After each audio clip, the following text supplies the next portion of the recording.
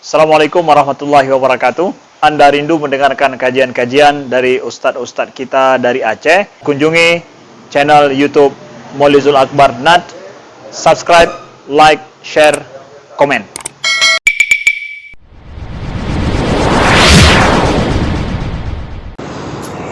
Assalamualaikum warahmatullahi wabarakatuh. Innal hamdalillah nasta'inuhu wa nastaghfiruh wa na'udzu bihi min shururi anfusina wa min sayyiati a'malina. May yahdihillahu fala mudilla lahu wa may yudlil fala hadiya lahu. Asyhadu an la ilaha illallah wahdahu la syarika lahu wa asyhadu anna Muhammadan 'abduhu wa rasuluhul karim. Allahumma shalli wa sallim ala nabiyyina wa sayyidina al-Mustafa Muhammadin wa ala alihi wa ashabihi ajma'in. Amma ba'd. Rabbi shrah li sadri wa yassir li amri wa hlul 'uqdatam min lisani yafqahu qawli. Segala puji bagi Allah, kemudian salawat dan salam kepada Rasulullah, pada keluarga dan seluruh sahabat-sahabatnya. Bapak Ibu jamaah salat subuh yang Allah muliakan insyaAllah di dunia dan di akhirat. Kita masih membahas di dalam bab tahzir as-salik minal mahalik, yaitu peringatan kepada orang-orang yang baik dengan perkara-perkara yang membinasakan. Kita sudah bahas beberapa perkara yang menyebabkan kebinasaan, baik binasa dunia maupun binasa akhirat.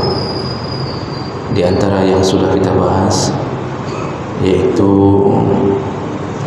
apabila mempunyai sifat terlalu ekstrim, terlalu fanatik, itu bisa binasa di dunia dan juga binasa di akhirat.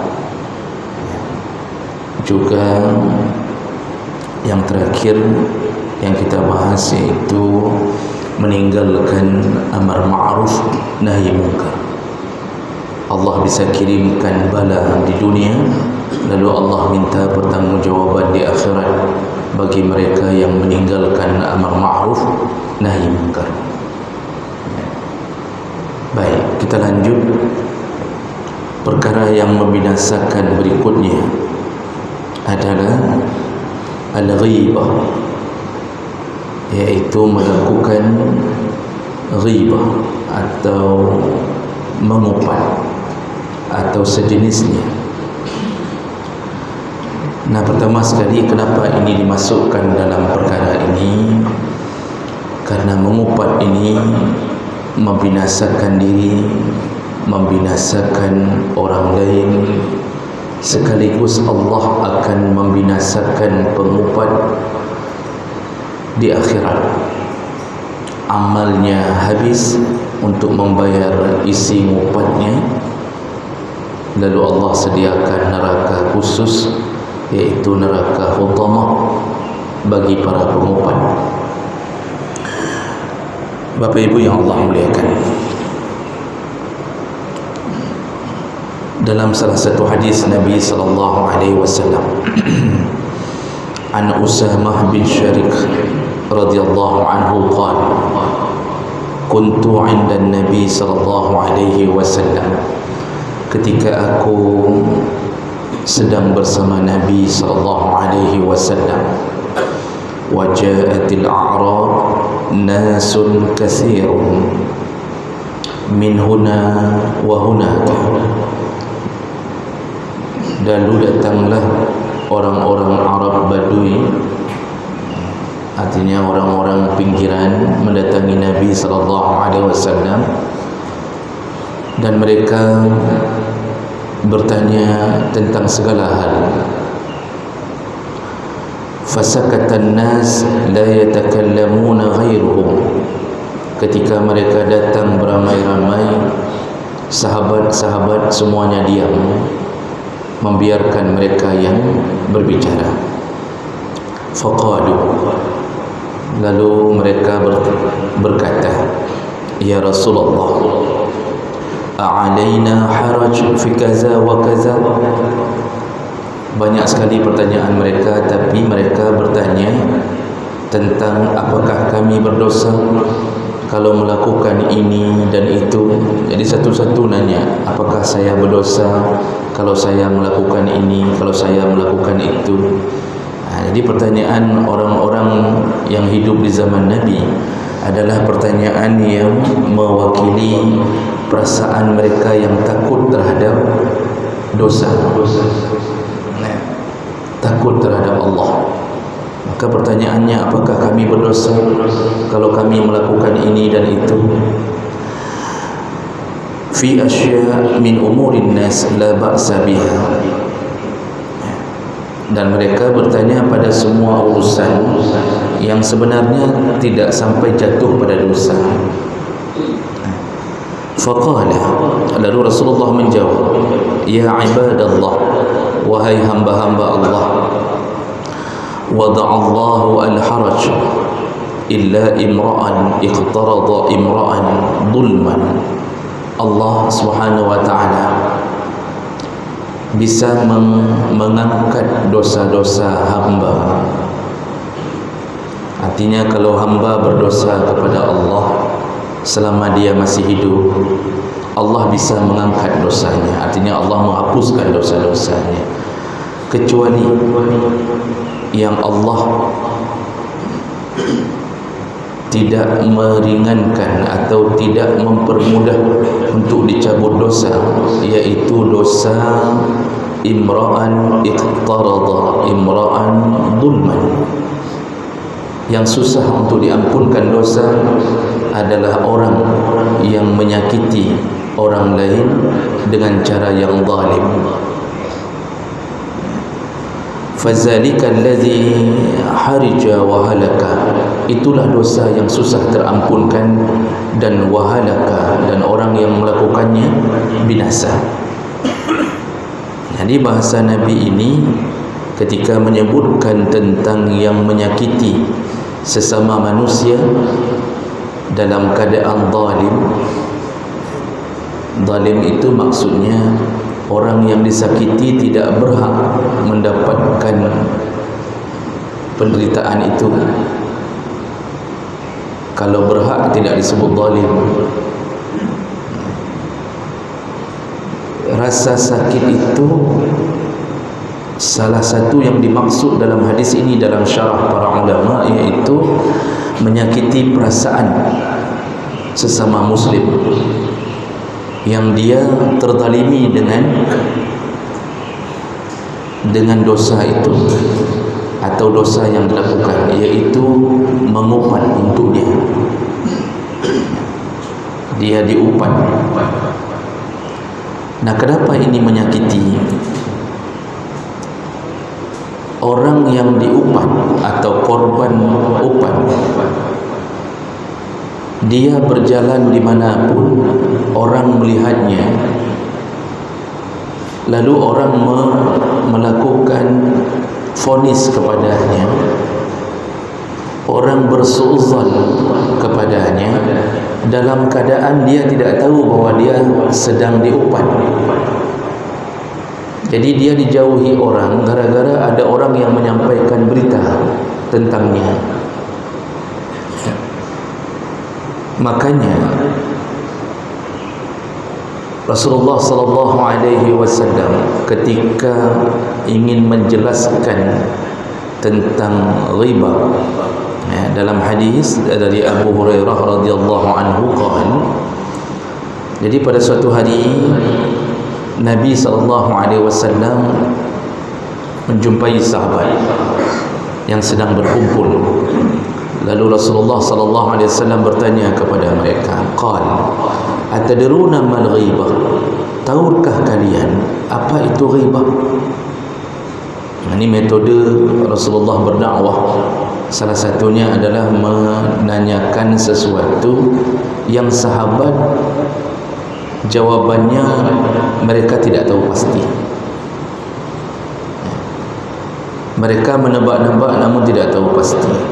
Maka Rasulullah ingin memastikannya dengan mengatakan, tahukah kalian apa itu ghibah? Sahabat menjawab, qalu Allah wa rasuluhu a'lam. Hanya Allah dan Rasulnya yang tahu. Ini di antara adab sahabat ketika mendengar pertanyaan dari Rasulullah. Dan ini Bapak Ibu tidak berlaku kepada selain Rasulullah. Jangan sampai kalau saya bertanya sesuatu, Bapak menjawab hanya Ustaz yang tahu. Itu tidak berlaku. Itu hanya berlaku di masa Rasul. Jadi kalau guru nanya, dosen nanya, jadi mahasiswa tidak boleh menjawab Allah dan Rasulnya yang tahu. Yang langsung tinggal dunia, payah ulang doa. Jadi di antara adab sahabat, mereka menjawab hanya Allah dan Rasul yang tahu. Lalu Rasulullah menjelaskan, ghibah itu adalah zikruka akhaka bima yakrah.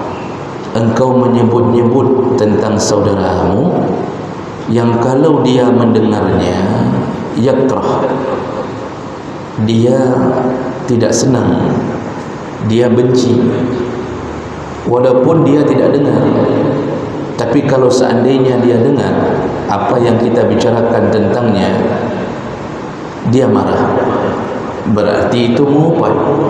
Jadi inti mengupat adalah mengatakan sesuatu tentang sesama muslim yang kalau dia dengar, dia marah, dia tidak rela. Lalu sahabat bertanya, afara'aita in kana fi akhi ma aqul? Ya Rasulullah, bagaimana kalau seandainya yang kami katakan itu benar adanya? Kita mengatakan kepada fulan itu memang benar dia melakukan itu, atau dia memang benar-benar punya kekurangan itu. Dia memang kulitnya hitam. Jadi waktu kita upat, kita mengatakan si hitam itu, misal kita mengatakan, tapi memang betul-betul hitam. Dia memang benar-benar pendek. Waktu kita mengatakan di belakangnya si pana itu, ya, si pendek itu, si pana itu, memang faktanya dia pana, memang dia cebol, memang dia berjerawat, memang dia pokoknya macam-macam lah kekurangan. Tapi fakta memang ada pada dirinya itu. Apa yang dimaksud sahabat ini? Ini kalau fakta masuk ke ngupat tidak ya Rasulullah? Seandainya ni fakta betul, ini ngupat Tuhan. Karena kita kan sering, kita ini waktu mau ngupat, kita mengatakan ni bukan ngupat, ini bukan ngupat, ini fakta, ini fakta. Kan begitu cara kita mencoba menenangkan hati sebelum mengupat. Kita mengatakan ini fakta, ini bukan ngupat. Itu sudah ditanya oleh sahabat. Lalu Rasulullah menjawab, qala in kana fihi ma taqul faqad irtabtahu. Kalau benar yang engkau katakan itu memang ada pada dirinya, tapi kalau dia tidak suka, tetap engkau telah mengupatnya. Jadi yang engkau katakan itu benar, namun dia tidak suka, dia marah. Dia marah kalau disebut si hitam, dia marah kalau disebut si pana. Itulah mengupat, kata Rasulullah. Jadi intinya orang marah ketika kekurangannya disebut-sebut. Pasti yang dimaksud di sini kekurangan, Pak. Karena orang kalau disebut kelebihan nggak mungkin marah. Misal ada orang yang mengatakan mengupat, misal ada orang mengatakan di belakang si fulan itu gantengnya minta ampun, terdengar sama dia, ada orang yang marah, Pak. Ada yang mengatakan kurang aja kayak pegah gelung ganteng, nggak ada. Kalau yang disebut kelebihan, memuji, orang enggak marah. Misal kita sebut dia orangnya baik sekali, di belakang dia kita sebut itu, dia mana mungkin marah. Maka yang mengupat itu cenderung menyebut kekurangan. Walaupun itu fakta, maka itu telah termasuk kepada mengupat. Lalu Rasulullah mengakhiri hadis ini dengan mengatakan, wa in lam yakun fi bahattahu. Tapi kalau engkau mengatakan yang tidak fakta, ya, yang engkau katakan itu tidak benar ada pada dirinya, itu disebut bahtah, yaitu fitnah. Bahtah itu bahasa kita fitnah. Jadi bahasa fitnah di mulut kita itu bahasa Arabnya bahtah, bukan fitnah dalam bahasa Arab. Kita sudah salah faham, kita mengartikan fitnah dalam bahasa Arab ke dalam bahasa kita, sehingga salah mentafsirkan.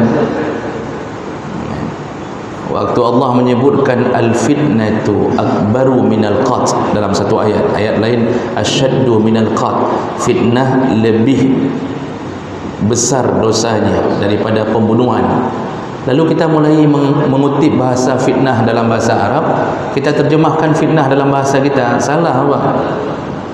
Karena fitnah dalam bahasa Arab itu artinya ujian, fitan, ujian. Bukan fitnah dalam bahasa Indonesia. Kita amburadulkan, sehingga kita mulai mengatakan ketika orang mau fitnah, kita mengatakan fitnah lebih kejam daripada pembunuhan. Bagaimana fitnah bisa lebih kejam daripada pembunuhan? Pembunuhan lebih dahsyat daripada fitnah. Fitnah hanya menyakiti hati, pembunuhan mengambil nyawa.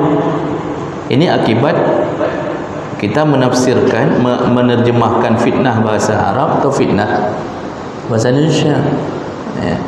Allah menyebutkan fitnah lebih kejam dari pembunuhan. Ayat itu berbicara tentang kalau engkau tidak memerangi orang-orang kafir, lalu engkau dikalahkan atau dikuasai oleh orang kafir, maka fitnah yang terjadi padamu lebih dahsyat daripada engkau terbunuh.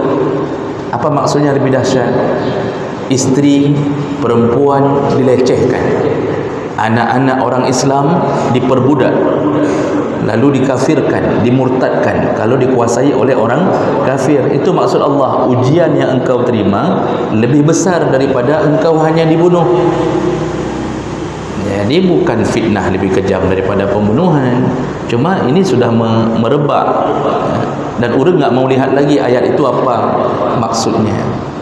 Nah, jadi Bapak Ibu yang Allah muliakan, dari pengertian yang disebut oleh Nabi, maka kita tahu bahawa apa yang kita ucapkan tentang seseorang, kekurangannya, baik itu fakta ataupun bukan fakta, kedua-duanya berdosa.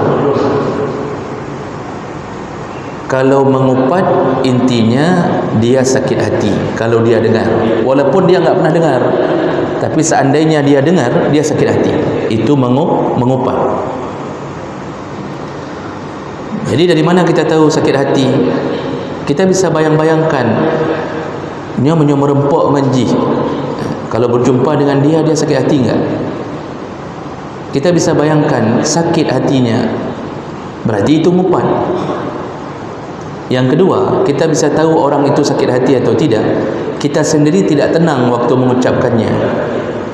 Makanya orang mengupat itu kan berbisik-bisik, Pak.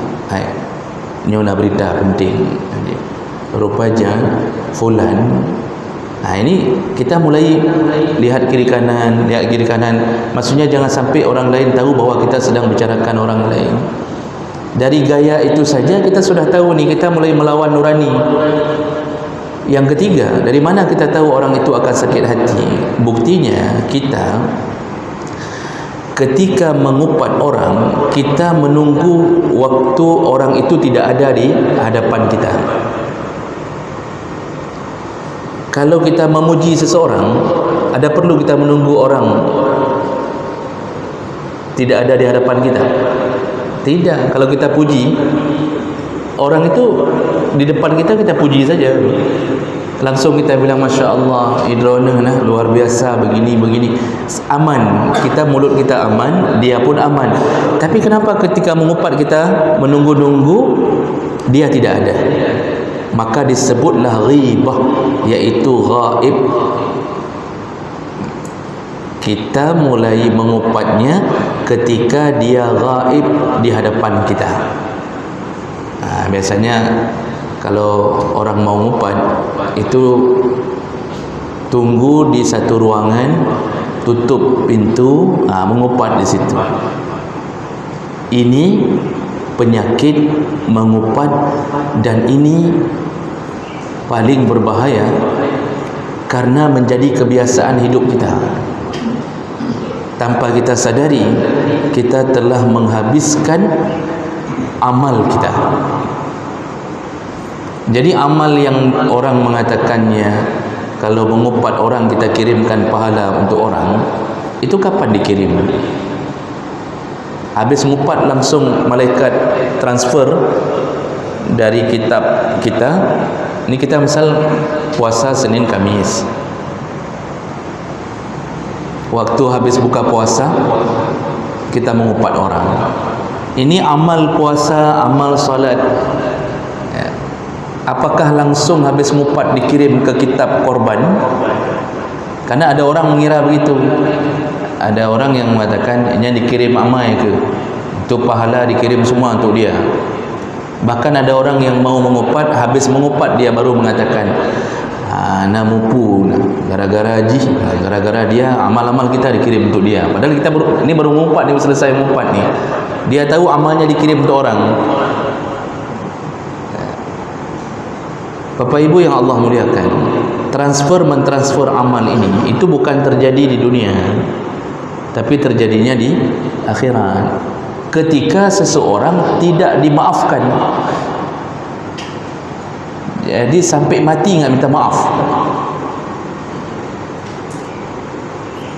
Korban meninggal atau pengupat meninggal, tidak dimaafkan, enggak ada usaha minta maaf. Mati dalam keadaan berurusan dengan manusia. Disitulah Nabi mengatakan di akhirat nanti ada orang yang menghadap Allah dengan berbagai kebaikan. Salatnya, zakatnya, puasanya, haji umrahnya, lengkap barang menghadap Allah. Begitu berada di hadapan Allah, tiba-tiba datang orang. Satu-satu datang, semua mengadu kepada Allah, mengatakan dia pernah menumpahkan darah keluargaku, atau dia pernah menumpahkan darahku, dia pernah melukaiku, dia pernah menzalimiku, hutangku tidak dibayarnya, sampai urusan ngupat, dia pernah mengupatku ya Allah. Disitulah Allah mulai mengirimkan amal, diambil pahala dikirim, diambil pahala diberikan untuk fulan, diberikan untuk fulan, sampai orang ini ternyata sudah habis pahala. Belum selesai orang mengadu, karena terlalu banyak orang yang dia sakiti di dunia. Sudah habis pahala, orang mengadu masih datang, orang komplain. Kalau di dunia pengadilan, jangan harap keadilan itu terjadi, maka perlu pengadilan akhirat. Ini orang sudah habis mengadu, pahala sudah habis, maka apa yang Allah lakukan berikutnya? Diambillah dosa-dosa orang yang mengadu ini, ditumpukkan kepadanya. Jadi yang belum selesai urusan tumpuk kepadanya. Berubahlah dia menjadi muflis, kata Rasulullah. Berubahlah dia menjadi orang yang bangkrut, datang dengan modal yang banyak, kemudian dimasukkan neraka, menanggung dosa orang lain. Siapakah mereka? Yang selalu menyakiti sesama muslim. Jadi mengupat ini tidak mesti dengan lisan, Pak. Dengan tulisan pun termasuk mengupat. Jadi lisan sekarang perwakilannya tulisan. Malah tulisan itu lebih menyakitkan karena dia dibaca berulang-ulang, tersebar di mana-mana. Ini ada orang yang kadang-kadang mengaku alim, mengaku saleh, tapi kerjanya mengupat di Facebook, potong-potong video orang lalu kirim ke grup Facebook, kirimkan ke grup WA, lalu diupat. Dan dia senang ketika orang mengupat semua tentang orang yang dijadikan korbannya. Ini selama tidak dimaafkan dan tidak ada usaha minta maaf, nanti diurus oleh Allah di akhirat. Walaupun tak pegah draw tu malim dah. Kalau itu kerja, tunggu di akhirat. Maka saya pernah mengatakan di sini, kalau sudah model bentuk grup WA hanya untuk mengupat-ngupat orang, dalam grup kerja mengupat-ngupat orang saja, itu sebaiknya kalau kita mau selamat, keluar dari grup itu, atau pemati grupnya. Bukan anggota grupnya dipemati, grupnya, pemati grupnya. Kalau mau selamat. Dan orang yang suka mengupat di dalam grup, itu admin, itu sebaiknya dikeluarkan. Yang paling parah dia adminnya, pengupat ini dia adminnya. Nah, ini kerja orang yang dia pikir selamat dengan menyebarkan tentang orang lain yang belum tentu benar yang dia sebarkan. Belum tentu benar yang dia sebarkan. Maka Bapak Ibu yang mendoakan Allah, hati-hati. Pekerjaan mengupat susah diampunkan dosanya oleh Allah. Kenapa tadi Rasulullah mengatakan dosa yang susah diampunkan adalah mengupat? Karena urusannya bukan dengan Allah. Urusan pertamanya dengan manusia. Selama tidak dimaafkan oleh manusia, Allah tidak akan memaafkan. Makanya para ulama ketika ditanya bagaimana cara bertaubat dari ngupat, para ulama mengatakan dua cara. Yang pertama, kalau seseorang sudah mendengar dia diupat, jadi korban sudah dengar dia diupat dan dia tahu siapa yang mengupatnya, ini harus si pengupat mendatangi langsung korban. Kalau si korban sudah tahu siapa yang mengupat, dia tahu si fulan yang mengupat, itu korban tidak akan bisa memaafkan kecuali si pengupat mendatanginya lalu memohon-mohon untuk dimaafkan. Itu kalau sudah tahu siapa pengupatnya. Tapi kalau korban tidak tahu siapa yang mengupat, jadi berita sudah tersebar tapi nggak tahu siapa mengupat, maka si pengupat cara taubatnya itu tidak perlu mendatangi korban. Karena dengan mendatangi korban malah terjadi permusuhan. Ini korban nggak tahu apa-apa nih, tapi dia cuma tahu sudah tersebar berita. So yang pepun home. Kata para ulama, pengupat itu kalau datangi korban malah timbul permusuhan. Si korban akan mengatakan, oh kah rupanya kamu rupanya yang mengupat saya. Disitulah dia mulai marah. Sebelumnya masih senyum-senyum sama si pelaku, gara-gara didatangi mengaku bahwa dia mengupat, marah. Semakin besar permusuhannya. Jadi bagaimana ceritanya ini? Kumpulkan tim mengupat. Kalau korban tidak tahu, itu kumpulkan tim pengupat. Siapa-siapa kita mengupat? Dalam satu kantor berapa orang yang kita upat? Berapa orang yang mengupat? Kumpulkan kembali. Lalu klarifikasi. Bersihkan nama korban. Kasih tahu kembali, kemarin orang yang kita upat nyan rupanya dosa kita. Itu tidak benar seperti itu. Maksudnya pekerjaan kita tidak benar nih. Dia itu orang baik sebenarnya. Untuk apa kita bilang untuk dia? Kumpulkan kembali tim mupat, lalu bersihkan nama orang itu. Oh, kalau sudah menyebar di masyarakat, harus klarifikasi juga ke masyarakat. Nah, jadi Bapak Ibu yang Allah muliakan, begitu susahnya mencari pengampunan dari mengupat. kapas yang sudah diterbangkan oleh angin itu untuk dikumpulkan susah.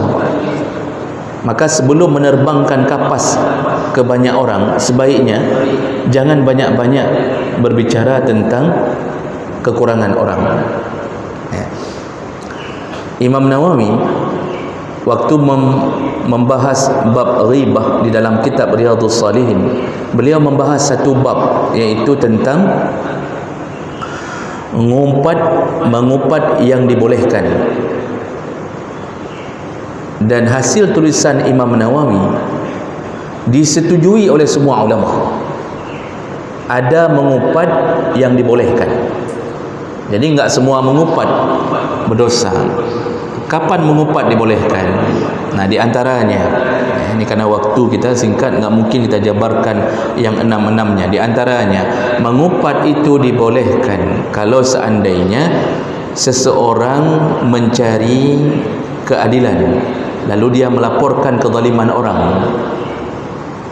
Jadi ada orang datang ke hakim atau datang ke Pak Kecik, mengatakan, Pak Kecik, tetangga saya itu telah menyakiti kami, dia telah merusak pintu pagar kami, dan dia akhlaknya ke kami begini. Disebutkan semua akhlak yang buruk. Itu ngupat. Namun dibolehkan, karena tujuan kita mengungkap keburukan orang ini itu untuk mencari keadilan, agar Pak Kecik bertindak dan menasihati dia. Jadi seorang isteri melapor ke KUA atau melapor ke pengadilan syariah tentang keburukan akhlak suaminya, itu mengupat tidak? Mengupat, namun dibolehkan. Jadi isteri datang ke pengadilan syariah, kasih tahu sama hakim, suami saya kerjanya tukang pukul. Hakim bertanya, kenapa kahwin sama tukang pukul? Kata isteri, saya tidak tahu dulu Pak Hakim. Sekarang saya baru tahu bahwa dia ternyata tukang pukul. Akhlaknya begini dan begini. Oh, dilaporkan semua, sampai urusan-urusan ranjang dilaporkan. Bolehkah? Boleh. Tujuannya apa? Biar Pak Hakim menjatuhkan fasakh. Suami melaporkan isteri yang buruk akhlak juga boleh. Namun yang dilaporkan, orang yang dilaporkan itu harus orang yang layak, hakim, orang alim, ya, yang dicari solusi. Jadi enggak dianggap boleh kalau melapornya ke tetangga. Ini suami punya kekurangan, lapornya bukan ke ustaz, bukan ke tengku untuk mencari jawaban, lapornya ke tetangga. Jadi datang sore-sore ke tetangga, ai la kolong kan, kok palih la kolongnya tu. Itu dah mulai dia lapor ke tetangga. Tetangga padahal sama juga permasalahannya. Kata tetangga, kan kalau kau pegah bekam kahwin dengan Ji, kan sudah saya bilang jangan kahwin sama dia. Ikah keluar ke, sama-sama model bang, nggak ada ilmunya. Ini melapor-lapor ke tetangga, ini mengupat. Yang boleh lapor kemana? Kekurangan suami, kekurangan isteri, lapornya kemana? Curhatnya ke orang alim yang kita tahu dia bisa beri jawaban atau jalan keluar, bukan melapor ke orang. Nah, ini berubah antara ngupat boleh dengan mengupat tidak boleh. Juga dibolehkan mengupat untuk mengetahui keburukan seseorang agar tidak terjebak orang lain. Itu boleh. Jadi misal ni ceramah ni, saya kasih tahu, hati-hati dengan fulan, hati-hati dengan pemimpin fulan, ya, karena kita sedang digiring menuju ke komunis. Misal saya katakan, saya mengupat orang yang saya upat itu, kalau dia dengar pasti nggak senang dia dibicarakan di atas mimbar. Tapi bolehkah? Boleh, supaya rakyat tahu keburukan agar tidak terjebak. Maka kita kasih tahu di kampung, nyan pancuri nyan si fulan nyan baik mengen beh, jangan kawan-kawan sama dia. Ini bahaya dia itu. Kita kasih tahu itu anak si fulan, itu maksiat betul orangnya itu. Kita kasih tahu sama murid-murid ngaji kita, jangan berkawan sama dia. Itu ngupat tidak? Ngupat, namun dibolehkan agar tidak jatuh ke dalam maksiat dia. Maka menyebut-nyebut tentang orang jahat dibolehkan dengan tujuan orang agar tahu dia ini jahat, supaya orang tidak terjebak ke dalam kejahatannya. Kalau itu tidak boleh, maka tidak mungkin Allah menyebut-nyebut tentang Fir'aun. Kalau itu tidak boleh, tidak mungkin Allah dengan sifat Rahman Rahimnya, pengampunnya, Tawwab, Ghafur, nggak mungkin Allah mengungkit aib hambanya sendiri. Allah ungkit aib Fir'aun, Qarun, Haman, Abu Lahab, isteri-isteri Nabi yang maksiat disebutkan oleh Allah semuanya, agar semua isteri tidak ikut dengan gaya isteri Nabi Lut, isteri Nabi Nuh dan selanjutnya. Itu menunjukkan mengupat itu ada yang dibolehkan. Jadi kadang-kadang ketika orang begini, kadang-kadang orang kurang pemahamannya tentang mengupat ini. Begitu kita sebutkan nama orang jahat, langsung dia stop. Jangan sebutkan nama. Gimana anda sebutkan nama? Supaya orang tahu ini pancuri 7 ini.